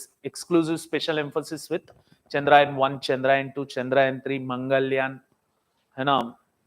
Aditya mission, our missile systems which are there, the BrahMos and nearby missiles which are there, which has been very highly focusing zones during the Operation Sindoor segment. అవి మనం ఇక్కడ చదవబోతున్నాం. ఓకేనా? ఇవి first 5 chapters. 6th chapter నుంచి మనం regularise చేసి చూస్తే, this is an application of part B. There in part B, what are the 5 chapters which we have? Perspectives, economic geography, population settlement, regional planning, models, laws and theories కదా. ఒక economic జోగ్రఫీనేమో first, second, third, fourth, fifth చాప్టర్ని correlate చేస్తుంది. Population geography is correlating with cultural setting. అక్కడ population growth and distribution in the world చూస్తాం sir. ఇక్కడ historical perspective of Indian society చూస్తాం. You know the historical perspective of Indian society. If I ask you to define the dimensions or perspectives or salient features of Indian society, what you are going to say? Patriarchy is a salient feature or a problem? How patriarchy is a salient feature? Since from the ancient time, mostly male-headed families are there. It is continued even. Okay. Mainly that is considered to be salient features of Indian society also. Patriarchal system is a problem in Indian society, rather a salient feature. అంటే అది Indian సొసైటీకి ఒక main చిహ్నం అంటారా? Western societies లో patriarchy లేదా? It is there sir. కానీ Indian సొసైటీలో ప్యాట్రియార్కీ ఓకే, కానీ మేల్-హెడెడ్ ఫ్యామిలీస్ కూడా ఎక్కువ ఉంటాయి. Rather we have to write it in challenge. Indian salient features చెప్తే ఏం చెప్పాలంటే, first point joint family structure. salient feature ఇది. Joint family system. You will not see joint families in the western societies. వాళ్ళ ఇల్లులు కూడా చాలా నేరోగా కట్టుకుంటారు. Apartment culture. మన దగ్గర ఇల్లులు చూడండి, ఊర్లలోకి వెళ్తే లార్జ్ 4-5 బెడ్రూమ్ సెగ్మెంట్ ఆఫ్ ఇల్లు ఉంటుంది. Joint families first salient feature. Second, marriage as an institution, where marriage is sacrament, not agreement. In the present societies, it is changing because of the Western influence. But originally, marriage is a institution with a sacramental nature. Caste system is a salient feature of Indian society, but we are misusing that. Because in caste, we should have flexibility, but in caste, we are maintaining the rigidity. Because what is caste flexibility and rigidity? Ante, in India, we have religious flexibility and caste rigidity. In India, we have caste rigidity, religion Religious flexibility. See, when I can transform or change my religion, okay, like if I want to follow Islamic culture from tomorrow, I can convert into Islam right now also. So this is religious flexibility which we have. Any religion I can convert very immediately. But the same is not there in caste. Can I change my caste?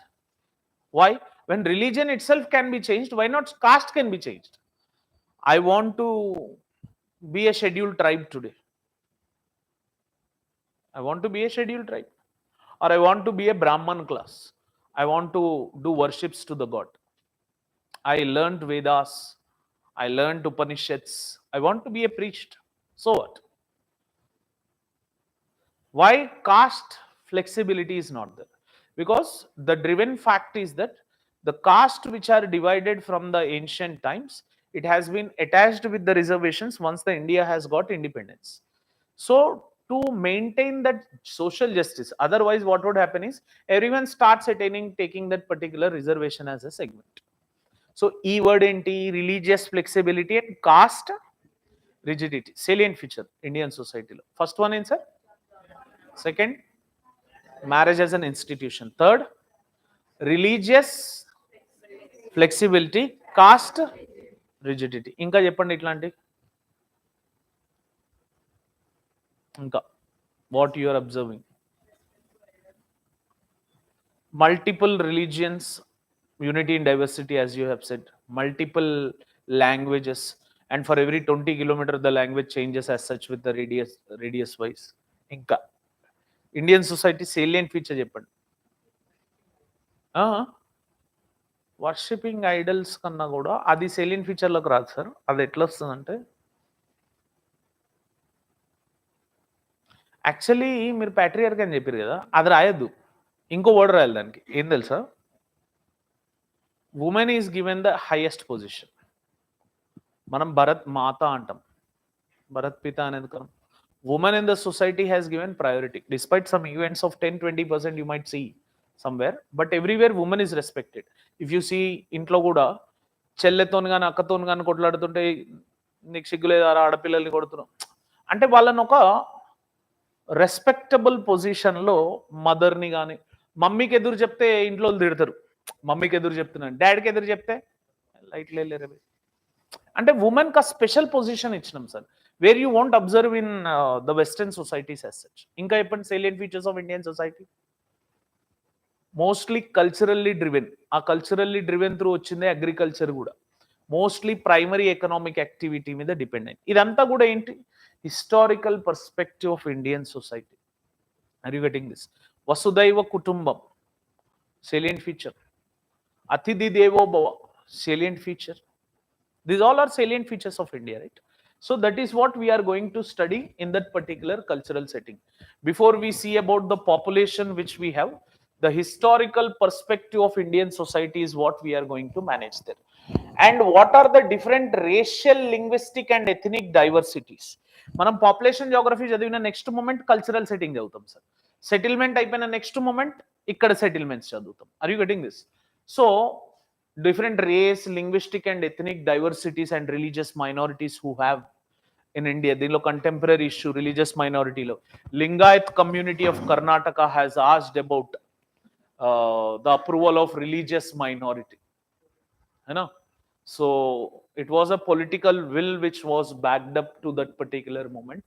So అట్లాంటివి ఏమైనా contemporary issues ఉంటే Indian సొసైటీలో we are going to drive those segments. ఇప్పుడు కుకీస్కి మీటీస్కి differentiations వచ్చినాయి sir. దేని basis మీద?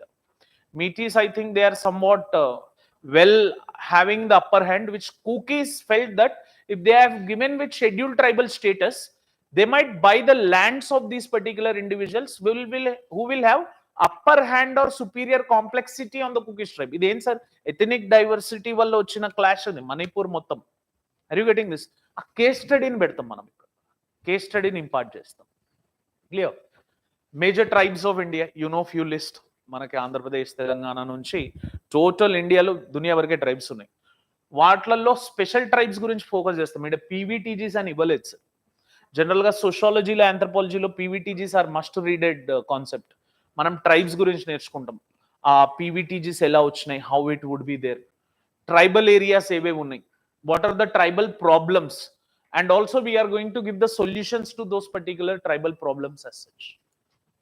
Cultural regions of India, we have different cultural regions. Culture is not bound to religion or caste. Culture is bound to geography. Am I not true? Culture is not bound to religion or caste. Culture is bound to geography. Muharram or పీర్ల పండగ అంటాం జనరల్గా మనం ఊర్లలో. Every individual will participate irrespective of what the caste और religion is, है ना. हैदराबाद में जब गणेश का महोत्सव होता है, and Ganesh Mahotsav event itself has been started in Mumbai by Bal Gangadhar Tilak. Back then it was started due to entrench the gap which has Britishers have created between Muslims and Hindus, है ना. Where Ganesh Mahotsav जब भी होता है, every religion participates in it. Christmas ఎప్పుడైనా కూడా everyone participates. We also go to church, we also go to masjid. మనకి జ్వరం వచ్చిందంటే ఫస్ట్ దర్గాకి వెళ్ళి మంత్రం వేయించుకరండి అంటారు, అయినా దిస్ డైవర్సిటీ ఉన్నా కూడా యూనిటీ ఉందన్నట్టు. సో దాంట్లో ఆ ప్రాబ్లమ్స్ ఏమున్నాయి, ఆ కల్చరల్ రీజియన్స్ లో ఉన్న ప్రాబ్లమ్స్ యొక్క open challenges which are there, how these particular challenges can be addressed in that particular consideration. And coming to growth, distribution and density of population, this is a pure myth or fact, sir. 2011 census వచ్చాయి, మనం అదే follow అవ్వాలి. Right now the census are going to come by 2027, and the caste census which government has approved 2027 దాకా అయితే question రాదు. 2027 UPSC mains ఆ question లేకపోతే paper జింప్ వచ్చేది పక్కా, ఎందుకంటే సెన్సస్ అప్పుడు వస్తుంది కదా. Now what are the census which we're supposed to follow? 2011 census. Right now లేకపోతే కంటెంపరీ ఇష్యూ బేసిస్ మీద క్వశ్చన్ వస్తుంది. Right now we have opted for caste census, and this is the first digital census which we are going to take through mobile app where teachers are trained. So they might ask you a question, for understanding the face of the nation about the population census, caste census and digital census have been applied in India for the first time. Discuss the challenges associated with it, or else caste census will lead to more separatistic tendencies in India. Examine this statement. Caste census in India are going to create more separatistic tendencies. ఇప్పుడు lower caste నుంచి ఉన్న వాళ్ళు మనం అంతా ఏం రాస్తాం sir, జనరల్గా మనం లోవర్ కాస్ట్ నుంచి ఉంటే కాస్ట్ సెన్సస్ కావాలని రాస్తాం. అప్పర్ క్లాస్ వాడు కాస్ట్ సెన్సస్ ఎందుకు అవసరం లేదంటాడు. ఈ డిబేట్ ఎప్పుడు పొలిటికల్గా నడిచే debate. But when the wound is not known, we can't do the healing process. When we don't know what is the amount of population on the basis of caste, on how different caste people, group people are there, how the social upliftment will happen. When you don't know how many scheduled tribes or scheduled castes are there, how much amount of budget allocation you have to give, అది ఎట్లా తెలుస్తుంది మీకు? Proportionate representation of budget should be there. Are you getting this? So that proportionate representation of budget is one entity, but government's intention is something else. They want to have the delimitation on the basis of their seats. ఏవైతే వాళ్ళకు అనుకూలంగా ఉన్న హిందూ రాజాల సీట్లు, top సీట్లు ఉన్నాయి, అన్నిటిని ఒకటి చేసి వాళ్ళకు పార్లమెంటరీ సీట్ ఇచ్చి ఎక్కువ సీట్లు గెలిచి మెంబర్ ఆఫ్ పార్లమెంట్లు ఎక్కువ. ఇది యాక్చువల్ విల్. కానీ మనకు చెప్పేది when wound is not known, how you would do healing process, ఇవన్నీ చెప్తా ఉంటారు. ఇది వరల్డ్ దాంతో చూద్దాం sir. World population distribution top 10, India's top 10 states, density, growth ఎక్కడెక్కడ ఎక్కువ ఉంది, what factors are making the population density to happen in that region, and demographic attributes. As you know, జనరల్గా జోగ్రఫీ కానీ ఎనీ ఏజ్ చదివినా sex ratio. What is sex ratio? 1000 మేల్స్కి ఎంతమంది females ఉన్నారు? Negative ఉందా పాజిటివ్ ఉందా? ఇప్పుడు ఇండియాలో నెగిటివ్ ఉంది. ఎందుకు నెగిటివ్ ఉందంటే మీరు ఇందాక చెప్పిన ప్రాబ్లం, ప్యాట్రియార్కి. బిడ్డ పుట్టంగానే అమ్మాయికి ఏడ చదివిపియాలి, ఏడ పెళ్లి చేయాలి, నాతో కాదని చంపేసే రకాలు. అందుకే గవర్నమెంట్ ఏం చేసింది, బేటీ బచావ్ బేటీ పడావ్ ఇంప్లిమెంటేషన్ హర్యానాలోనే ఎందుకు చేసింది? అక్కడ khap panchayat dominance and sex ratio is very worst కాబట్టి హర్యానా నుంచే స్టార్ట్ చేసింది. ఇది logic. Are you getting this point? Beti Bachao Beti Padhao schemes, women girl చైల్డ్కి సెక్స్ రేషియో పెంచడానికి గవర్నమెంట్ ఏ ప్రయత్నాలు చేస్తుంది? ఒకవేళ సెక్స్ రేషియో డబుల్ అయిపోతే, double in the sense for every 1000 males 2000 females ఉంటాయి, then polygamy, polyandry, this thing will exist in society, that shall be acceptable. ఇప్పుడు ఒక భర్త ఇద్దరు భార్యలు యాక్సెప్ట్ చేస్తలేరు కదా, ఎసోనో ఇట్లాంటిది యాక్సెప్టెన్స్ లో ఉందా మన సొసైటీలో? తీసుకెళ్లి బతుకు జట్క బండిలో కూర్చోబెట్టేస్తారు. కానీ ఆ సిచ్యువేషన్ వచ్చినప్పుడు ఇదే, this would be the dimension which we would be focusing up. So sex ratio understanding is very important. Why? Because the neutralization of sex ratio is nothing but the face of the nation. How the society is prevailing, that is what we are going to understand. Age structure, youth population ఎంత ఉంది, children ఎంత ఉన్నారు, old ఎందుకు తెలియాలి sir అంటే, again policy framing. ఇదంతా ఎందుకు చదువుతున్నాం సార్, మనం ఏం పాలసీ చేయాలో మనకు తెలియడానికి. లిటరసీ రేట్ ఇండియాలో క్యాలిక్యులేట్ చేసే లిటరసీ కాదు అది. ఎవడైతే సంతకం పెట్టి వస్తాడో అని లిటరేట్ అంటారు, అంతే కదా, అదే చెక్ చేస్తారు. You are able to sign literate. But original literacy ప్రకారంగా వరల్డ్ రిపోర్ట్ ఏదో వచ్చింది sir, India's literacy rate is less than 50%. But India claims it to be more than 75%, and few states claim almost 100. Kerala, Mizoram.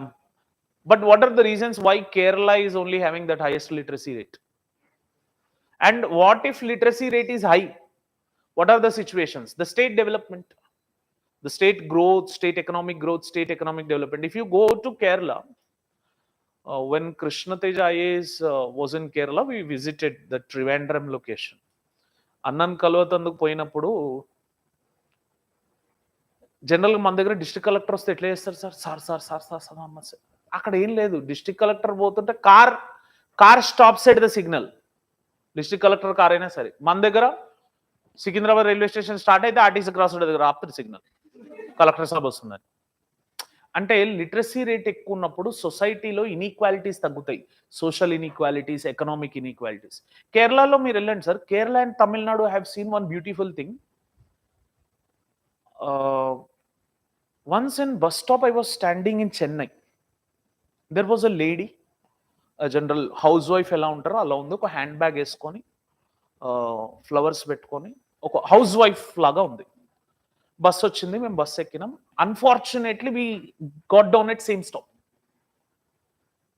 మాకు ఒక address తెలియాలి, ఆ address ఆ లేడీని అడుగుతున్నాం. I felt like she might be knowing, she might be educated and she might be knowing this.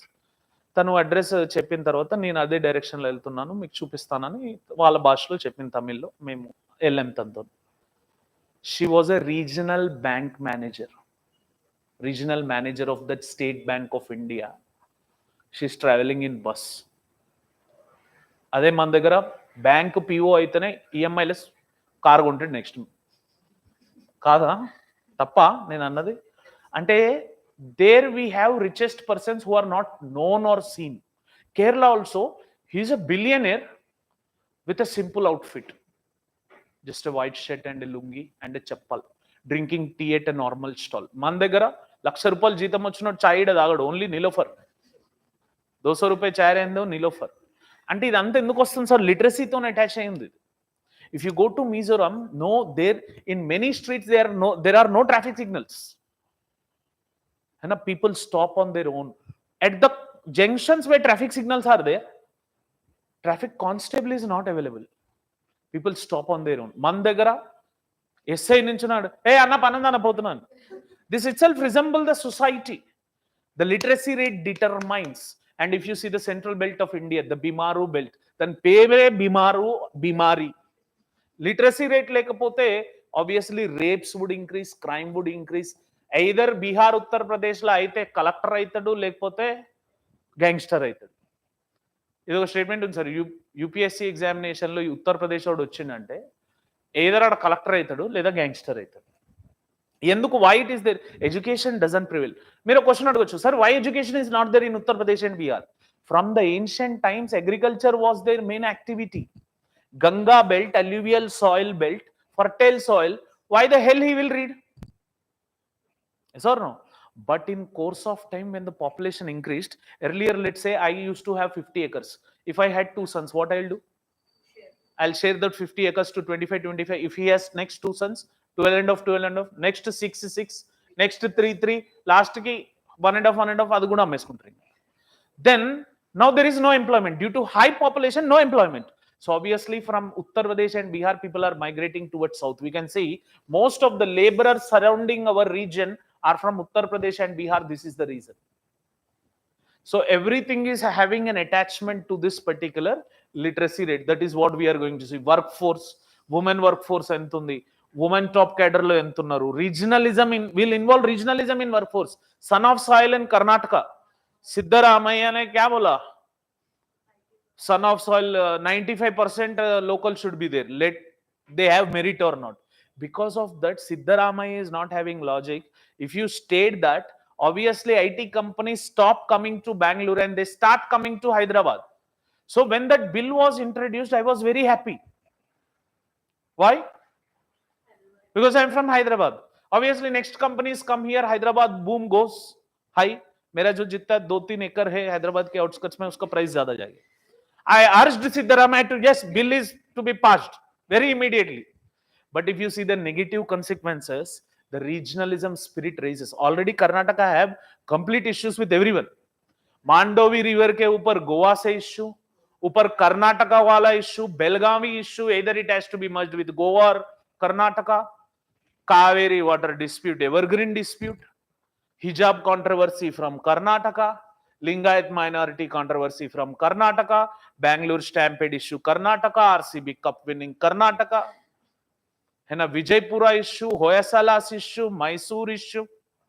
Mysore ni next word పరిపాలించాలన్న issue ఏదన్నా అడిగించండి. Despite having these many, if son of soil will be increased, then only daughters would be left out. Sons won't lead the game. So in this workforce, how much women participation is there? How much men participation is there? How we have to increase women participation, give reservation to them in government sectors. That's why women have reservation in government examinations. Politicians may women workforce has increased. IT companies may also, sir, our institute head director itself is woman. We have more women workforce than men here. That's why we speak very less. है ना, हम दोनों, me and Obrey sir only are the two birds who have to speak, because rest mostly women workforce population. What flex, we don't have that flexibility to speak, right? So how women workforce has to increase, what are the deliberations and calibrations which we have to make? That is what we are having here. Dependency ratio, who are dependents? Children are dependent, old age people are dependent, physically handicapped are dependent, wives who are not educated are dependent, wives who are educated not willing to do job are dependent, wives who are educated who did not got job are dependent. So how to make them to become less dependent is the question that we will see here. Longevity, migration, biggest issue. ఈ చెప్పుకుంటూ పోతే 3 గంటలు చదవచ్చు, 4 గంటలు, 5 గంటలు చదవచ్చు. What are the pull factors, push factors? This is already there in that population paper 1 May. Already this concept is there. We interlink that migration and this migration. We'll see separate India's migration, in which areas we are migrating. Just now I was speaking about the Uttar Pradesh Bihar migration to south. Due to this migration, what is the consequence? There is demographic dividend change and there is tussle of battle. Most of the Biharis, when they stay in Maharashtra, as they speak Hindi and local Maharashtrians speak Marathi, there is a conflict of tussle between them. Bihari and Marathi clash. And when people of Hyderabad, Andhra Pradesh, Telangana go to Bangalore, wantedly the localites of Bangalore won't speak Telugu despite they know it. Isala kapu namde namdu bolke Kannada mein baat karenge bas. है ना, but that doesn't have a causative factor. How this migration should help? Is migration required or not? This is also a question that we are going to address here. And migration and associated problem bahut hai. See, positives would be very less with migration, problems are very high. One is rural urban migration, intra-regional migration, intra-regional, inter-regional, international migration. All our anti-nationals going to US for higher studies and working in burger shop, lifting the plate as a waiter. He has studied IIT here, वहां पे Domino's में pizza सर्व कर रहा है. मतलब this is what Dadabhai Naoroji has said. Brain drain theory. Economic drain has happened, later on brain drain is happening. All India's top people are going to US and settling there and asking a question how India would be developed. अबे पागल, तू वहां पे जा रहा है and you took the IIT seat from us, हमें तो आईआईटी सीट दिए नहीं. You grabbed IIT, you grabbed rank 1 and you went into IIT and serving there. So what I should call them, anti-national or not? But it is their right to freedom of movement, which is a fundamental right which I can't extend. But they do have negative consequences, right? Population problems and policies made by government. Health indicators क्या क्या है? Infant mortality rate, maternal mortality rate, girl child sex ratio, all these components we would be seeing here. Next settlement, we'll mix this settlement with paper 1 settlement. Same unjudandi. Types, patterns and morphology of rural settlements, urban developments, morphology of Indian cities. We'll read urban morphology there. We'll read morphology of Indian cities. How Varanasi is developed, how Kanpur is developed, how Delhi is developed, how Bangalore is developed, how Chennai is developed. We'll see the morphology of Indian cities. Urban morphology chadutam. What is morphology? The changes. But here in Indian cities, how the cities got changed. మీకు అప్పుడప్పుడు Facebook లో వస్తూ ఉంటాయి కదా, in 1920 Hyderabad was like this, but now Hyderabad is like this. ఆ morphological setup ఎట్లా change అయింది, that is what we're going to learn. There are functional classifications. This is actually there is a theory called as functional classification of Indian towns. Indian towns are divided on the basis of their functions. Few Indian cities are culturally driven. Madurai, culturally driven. Kanchipuram, culturally driven. Bangalore, economically driven, commercially driven. Thiruvananthapuram, culturally driven. Delhi, commercially driven. Mumbai, commercially driven.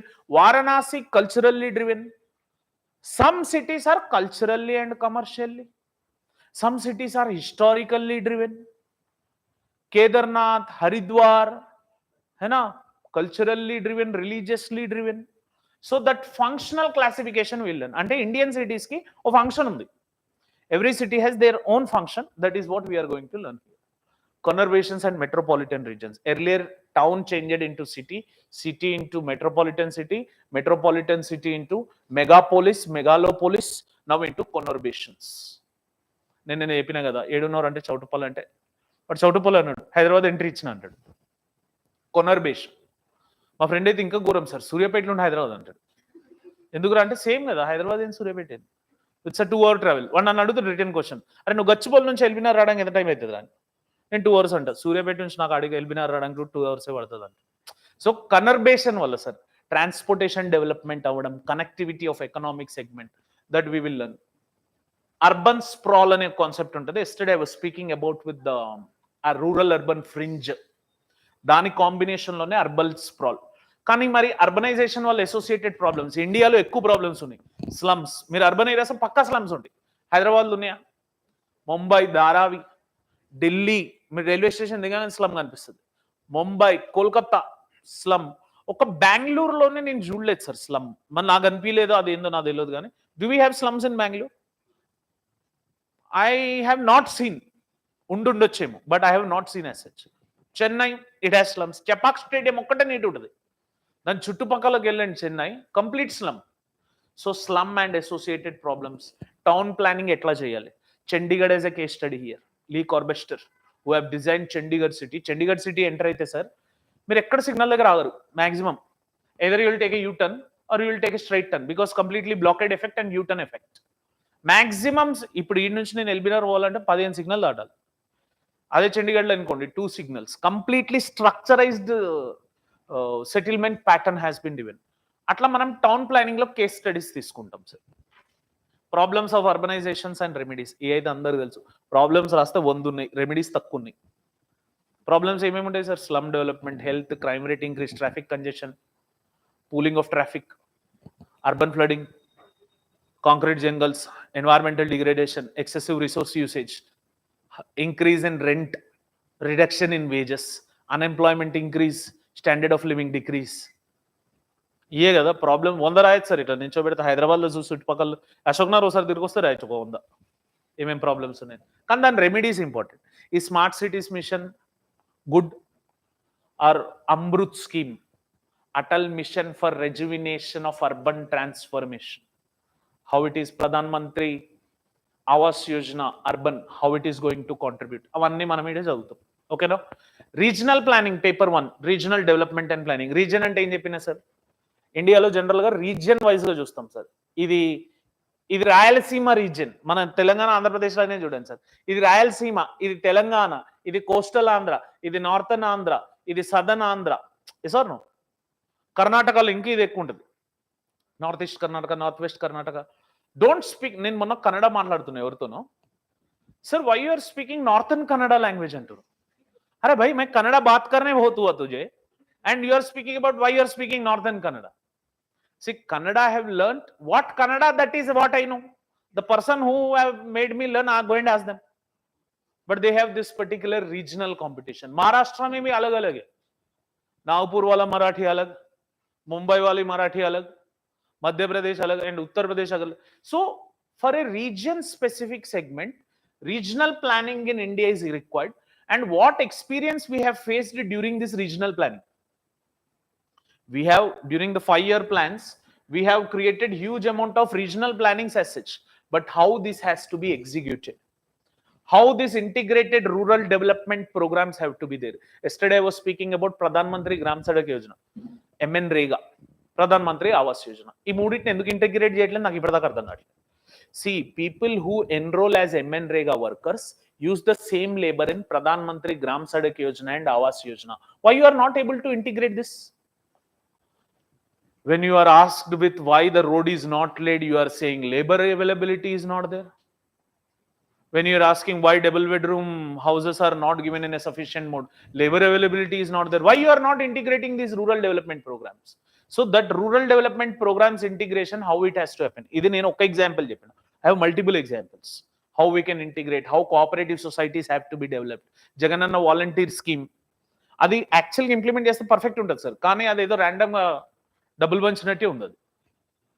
Panchayat Raj and decentralised planning. How Panchayat Raj institutions evolved in India, how the decentralized planning will happen. Command area development, watershed management. This already reverse system lo javutam. We will again speak regarding with watershed here. Planning for backward area. Telangana is a backward area. Rayalaseema is a backward area. Eastern Karnataka is a backward area. Vidarbha region of Maharashtra is a backward area. Andhra Odisha border, Srikakulam, Vijayanagaram belt as a backward area. Are you getting this point? So a backward area development etla chestam. Along with that, the desert area development, drought prone area development, tribal area development. అంటే ప్రతి దాన్ని మనం region గా తీసినాం. Desert ని, hilly region ని, tribal area ని, coastal area ని. Coastal area development Sagarmala project. Northern development, hill area development Bharatmala project. So Bharatmala Pariyojana ఎట్లా ఉంటుందో రీజనల్ ప్లానింగ్ లో how it would be there. Regional planning and development of islands కూడా separate చూస్తాం. దీనికి multi level planning కావాలి sir. From the bottom to top approach the planning is required. ఇక్కడ economic context తో geography context. ఇది అర్థమైందంటే మీరు ఎకనామీలో పాలసీ ఫ్రేమ్వర్క్ అర్థమైపోతుంది. And last political aspects. అక్కడ మోడల్స్, లాస్ అండ్ థియరీస్ చదువుతారు కదా, where I have said Marxian theory. అవి దాంట్లో పొలిటికల్ థియరీస్ ఉన్నాయి. రిమ్లాండ్ అండ్ హార్ట్లాండ్ థియరీ గుర్తున్నాయా? రెండు the most important theories. Rimland and heartland theory చదివినాక మీరు రష్యా, యుక్రెయిన్, ఇజ్రాయెల్, పాలస్తీన్ ఎందుకు కొట్టుకసస్తున్నారో అర్థమవుతుంది. అమెరికా ఎందుకు ఇంట్రెస్ట్ చూపిస్తుందో అర్థమవుతుంది. అమెరికా ఆఫ్ఘనిస్తాన్ నుంచి సడన్ గా ఎందుకు వెళ్ళిపోయిందో అర్థమవుతుంది. ఇండియా ఎందుకు స్ట్రాంగ్ కమాండ్ కావాలనుకుంటున్నా అర్థమవుతుంది. Rimland and heartland theories are what are happening now in Russia, Ukraine and Israel, Palestine issues. Are you getting this point everyone? So political aspects లో కొంచెం ఇండియన్ ఫెడరలిజం గురించి చూస్తాం sir. Geographical basis of Indian federalism. What is Indian federalism? The federal character strong. India is union of states. India, that is Bharat, it is union of states.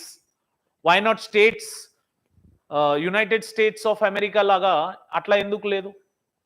Union of states అని ఎందుకు ఉందంటే we have a union, we have a state. So we have that cooperative federalism, quasi federal in nature. అది ఎందుకుందో అది చదువుతాం ఇక్కడ ఈ political aspects లో. State రీఆర్గనైజేషన్స్ geography basis మీద, లాంగ్వేజ్ బేసిస్ మీద అయినాయి. State reorganization, you remember about Andhra, which has been carved out from Madras. You have this chapter in polity textbook where you will be reading it in polity, where most of the northeastern states carved out from Assam, Jharkhand carved out from Bihar, Chhattisgarh carved out from Madhya Pradesh, Uttarakhand carved out from Uttar Pradesh, Telangana carved out from Andhra Pradesh and rest demands are there. Still state reorganizations cheyala. So that is what we are going to learn in this state reorganization. Emergence of new states.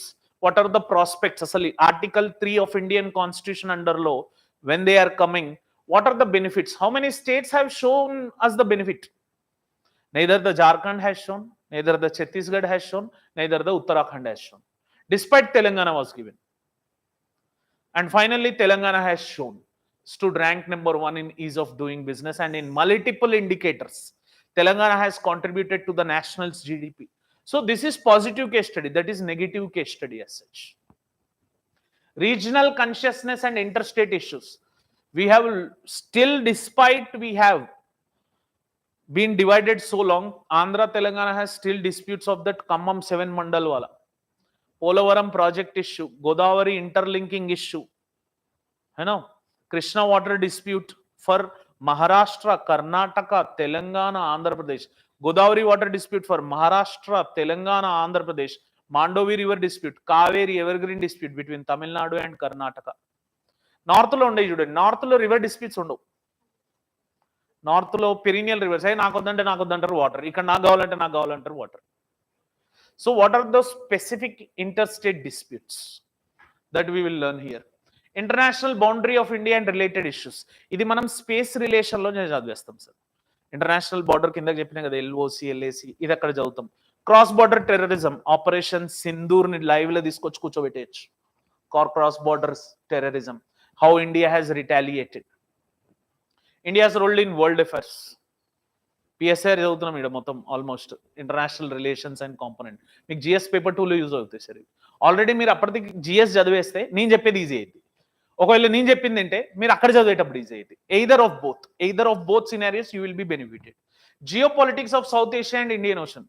నేను దీని గురించి మాట్లాడడం start చేస్తే ఓబ్రే sir దగ్గర నుంచి నేను తీసుకున్న knowledge మొత్తం ఇంప్రింట్ కొడతా, ఎందుకంటే ఆయన వీడియోస్ దగ్గర నుంచి లైవ్లో చూసింది నేనే. So I know what geopolitics, America's deal, war, weapons deal, China's intervention, South Korea's intervention, South China Sea issue. ఇప్పుడు నాకు తెలిసి ఓబ్రే సార్ దగ్గర నుంచి తీసుకున్న నాలెడ్జ్తో పిఎస్ఆర్ ఆప్షనల్ రాయొచ్చేమో నేను అంత తీసుకున్నా. So I have greater grip on this. I have that ideology.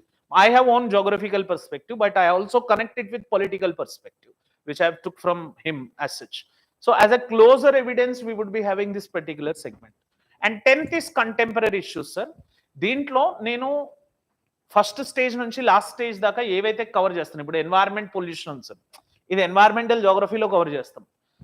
Land slides, earthquakes, tsunamis, floods droughts already పైన కవర్ చేస్తాం. అక్కడే డిజాస్టర్ మేనేజ్మెంట్ చూస్తాం. నేను ఈ లాస్ట్ సెగ్మెంట్ ని ఏవైతే మిస్ అయినాయో, నేను కవర్ చేయలేదు అనుకుంటానో అవి చెప్పేసి, డిజాస్టర్ మేనేజ్మెంట్ దీంట్లో లేదు sir. But I want you geography optional candidates to learn disaster management also. I'll cover disaster management at the last, which would be the finishing line of optional syllabus. Are you getting this point? So in this way, the entire syllabus process would be covered. Got this point, everyone? This is paper 2. Syllabus మొత్తం అర్థమైంది కదా.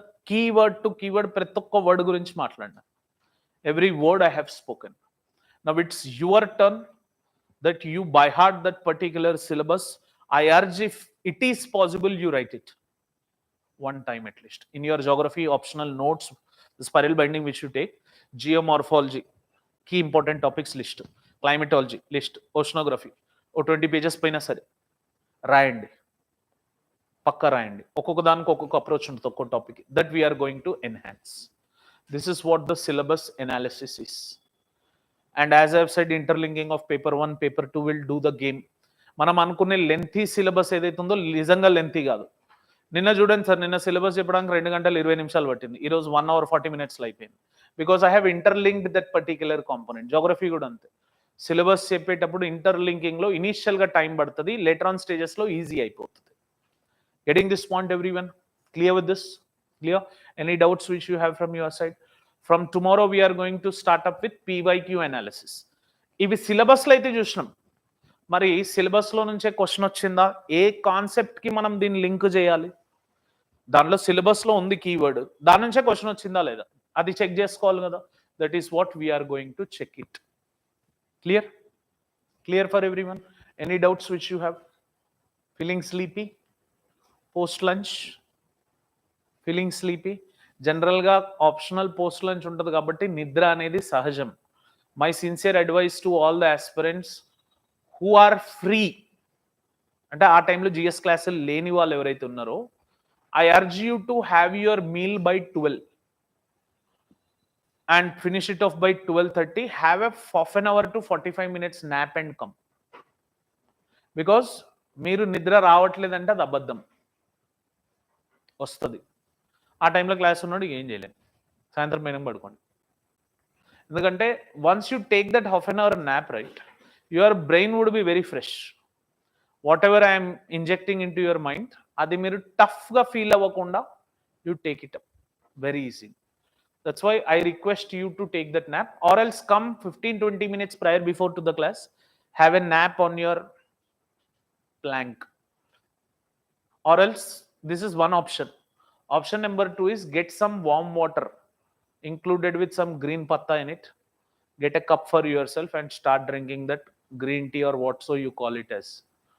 Warm water will make your nervous system not to sleep. Actually, people drink tea, but it is not tea. It is the warmth nature of that particular water which will make the game done. Got this, everyone? Clear? Clear? Clear? Paper 2 syllabus is ended. From tomorrow, I have divided the section as 3. Day 1, we will see physical geography questions. Repanta physical geography. Day 2, human geography. Day 3, Indian geography. Mapping included. Map nunchi etlantivi vastunayi. By that we will end. From Monday we will start the basic fundamentals of geography optional, that is terminology and case studies as I have promised, and mapping. Those 3 elements I would be covering. Are you getting this point, everyone? Chalo. Thank you.